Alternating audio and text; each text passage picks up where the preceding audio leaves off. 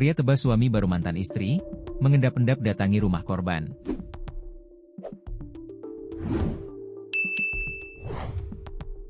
Pria bunuh suami baru mantan istri di Kabupaten Ogan Komering Ulu, Oku, Sumsel pada Sabtu, 9 Agustus 2025, malam.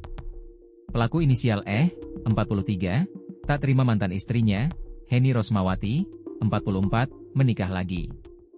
Heni telah menjalani rumah tangga baru dengan pria bernama Samiran, 45. Yang mengetahui bahwa mantan istrinya sudah memiliki suami baru melancarkan tindakan keji.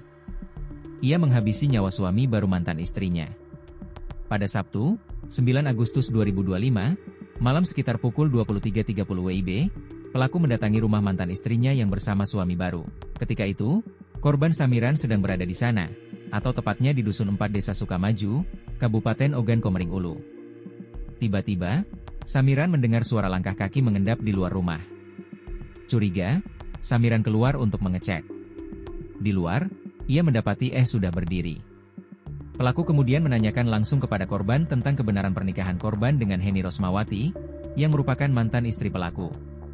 Samiran menjawab bahwa mereka telah menikah secara siri dan mempersilahkan menanyakan langsung kepada keluarga Heni. Jawaban itu rupanya membuat pelaku tersulut emosi. Tanpa peringatan, yang sudah memegang pisau langsung menyerang korban. Tebasan diarahkan ke bagian belakang leher korban. Serangan mendadak itu membuat Samiran tidak sempat menghindar, sehingga mengalami luka parah. Warga yang mendengar keributan segera mendatangi lokasi, kemudian membawa korban ke RSUD Dr. Ibnu Sutowo Baturaja untuk mendapatkan pertolongan. Namun nyawa korban tidak dapat diselamatkan dan ia dinyatakan meninggal dunia di rumah sakit.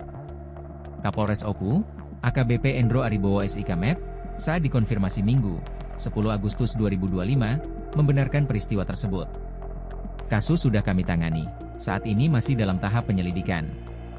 Mohon doanya agar pelaku segera kami amankan, ujarnya. Salah satu warga sekitar, Putra, mengatakan kejadian diduga kuat dipicu rasa cemburu. Korban ini baru menikah siri dengan mantan istri pelaku.